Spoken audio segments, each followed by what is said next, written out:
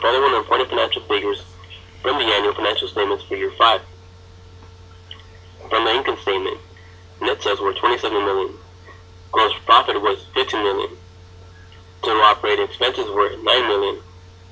Net profit after tax was $3.5 million. From the statement of cash flows, net operating cash flows were $3.9 million. Net investment cash flows were negative $2.9 million. Net financing cash flows were negative $223,000. And from the balance sheet, total assets equaled $19.1 million. Total liabilities equaled $5.9 million. And total equity equaled $13.3 million.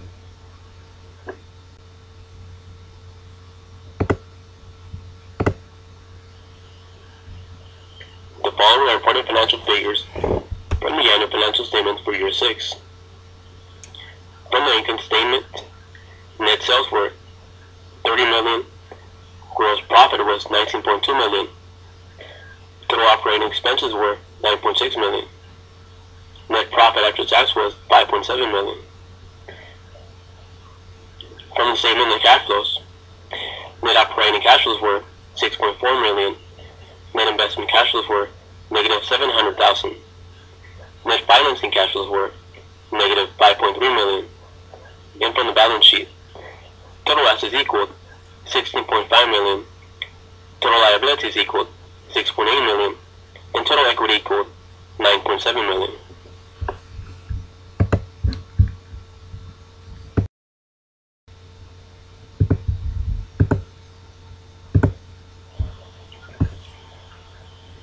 The following items display variances greater than 25% on the income statement. The high variance of cost of goods sold, value-added tax, and foreign currency adjustment are directly attributed to a higher than expected exchange rate. We had forecasted an exchange rate of 16.16 to 6.21 during year 6. However, the actual exchange rate came to be 12.62 to 28.43. Total training expense had a negative 48% variance. This can be attributed to the fact the planned addition of an extra line was not undertaken during year 6, but during year 5.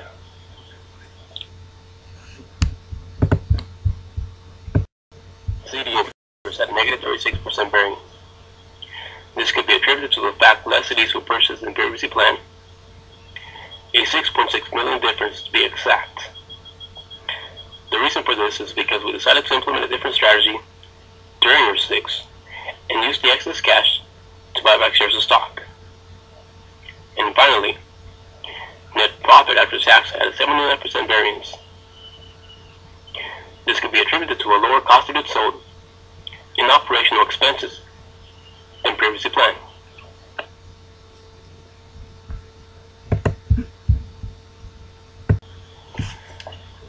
The following items display variances greater than 24% on the statement of cash flows. Production cost had a negative 28% variance. This could be attributed to a higher than expected exchange rate, contributed to lower than expected production costs in Sereno. Taxes paid had a 50% variance. This could be attributed to a higher net income than previously forecasted, thus resulting in higher income taxes paid for the year. CD interest, CDs matured, and CDs purchased all had high variances. This is directly attributed to purchasing less CDs than previously planned due to a change of strategy.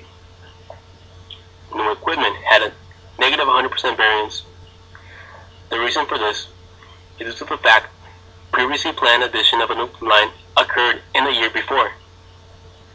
And finally, even though bond sale and stock repurchase had a 0% variance, there was a huge difference between actual and planned numbers. The reason for this difference is due to a change of strategy of using excess cash to buy back shares of stock in an effort to increase stock price.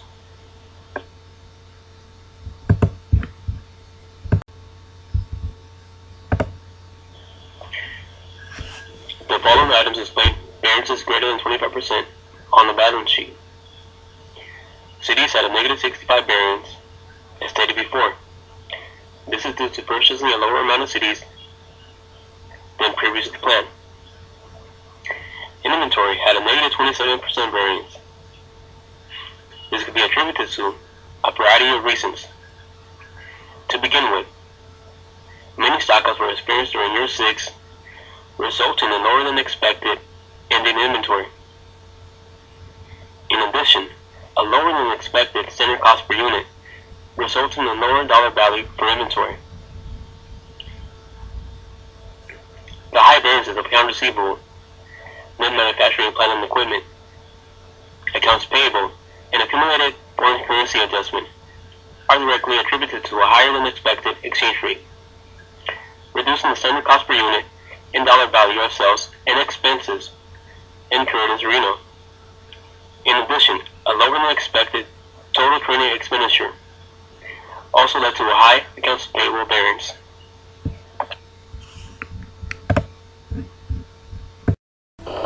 We begin with company comparison. For year 5, once again, we are company 2 and comparing with our competing companies.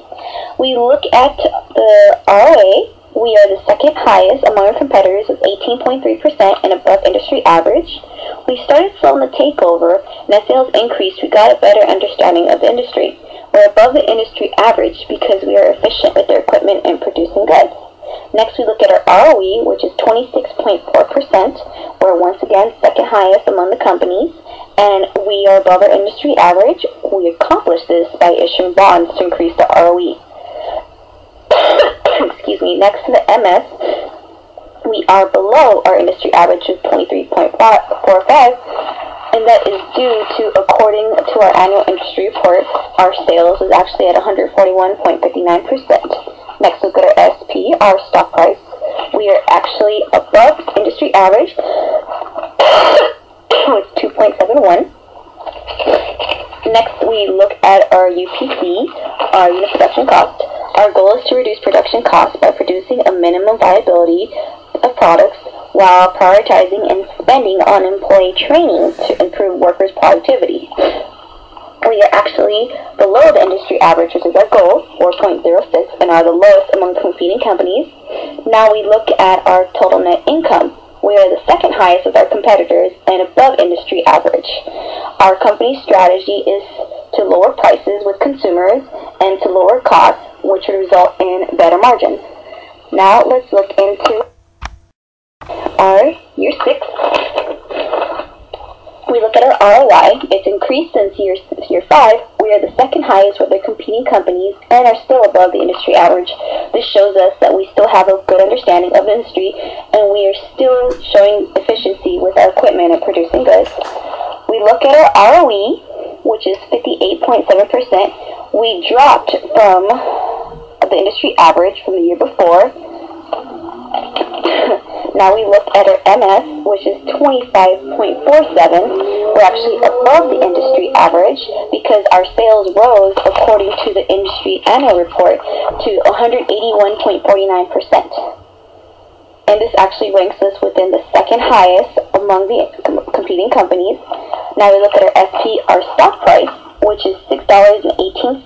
We're above the industry average of $5.96, and this actually raises us to be second highest among the competitors, because in year 5 we went from $2.71 to $6.18 in year 6. Now we look at our UPC, unit production cost, and we are at $3.15. We are the third highest among the companies, and we are actually below the industry average.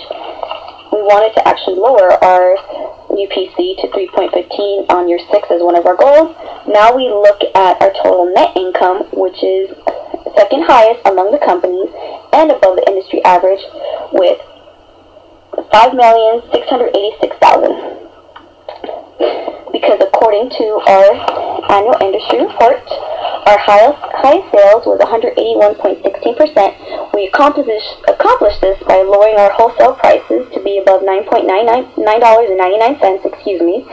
and which resulted to higher sales.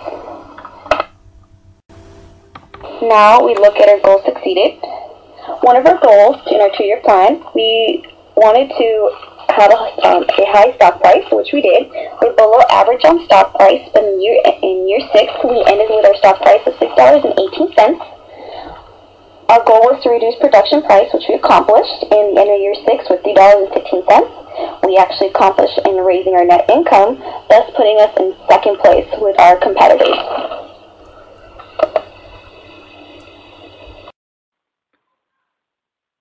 Future plans. Sales expected to reach 5,384,000 in year 7 and 6,095,000 in year 8. GDP expected to increase in both America and Sereno. Exchange rate expected to increase during year 7. Proposed strategy. Continue producing Quality 1 Feature 1 products. Plan expansion in both America and Sereno. Overtime and second shift under certain circumstances. Focus on being price leaders in all 4 areas. Increase price only as competition increases their prices. Growing sales force. Quarterly, yearly advertising commission and salary increases. Research and development expense stable and bi-quarterly training expenses to be increased. Repurchase shares of stock until having 3 million shares outstanding. Pay dividends every 4th quarter. Bond issue to finance stock repurchase. Quarterly CD purchase reserving a $200,000 minimum cash balance. We conclude our presentation with a discussion of the potential changes we would make if the game were repeated. If we were to play the game again, knowing what we know now, we would likely make several changes. Overall, we believe we performed at an average level in years 3 to 4 and at a superior level in years 5 to 6. For the most part, this difference reflects our learning curve, and if we were to repeat the game, we would expect to operate on a superior level from the outset. This would mainly entail implementing the marketing, operations, and financial strategies from our 2-year plan from day 1. What follows are some of the key changes we would make. First off, we would not have wasted time studying market research and attempting to regionally differentiate our products accordingly. Rather, we would immediately begin our low-cost strategy by releasing Model 2 with features and quality both set at level 1 across all 4 areas. Secondly, we would base our pricing strategy in relation to market and price inflation, with a moving target price that compensates for rises in the market inflation rate while maintaining a percentage-based distance from our competitors' prices relative to the quality and features of their offered products. The objective would be to maintain our position as low-price leader without unnecessarily sacrificing profits. Our third change would be to begin production of a 10-line Sereno plant immediately. Production lines would be brought online gradually as demand increased, with ultimate priority given to achieving full production in Sereno prior to year 5, quarter 4, even if it meant shutting down lines in our home area to avoid overproduction. Fourth, we would initiate our stock buybacks early in the game and issue bonds as needed to compensate for cash outflow. This would save us a lot of money long term by allowing us to purchase shares at their much lower initial price. Our target would be 3,000 shares outstanding by year 5, quarter 2. Fifth, we would begin consistent quarterly increases to advertising in all 4 areas from the very first quarter. We were very conservative the first 2 years in this regard, and as a result, our sales tended to lag behind the other teams. We believe a more aggressive advertising strategy would help us to establish dominant market share and maintain it throughout the game. The sixth and final change we would make would be to place more emphasis on unit production costs and our weighting factors, giving it 10 points instead of 6, and reducing ROE and ROA by 2 points each.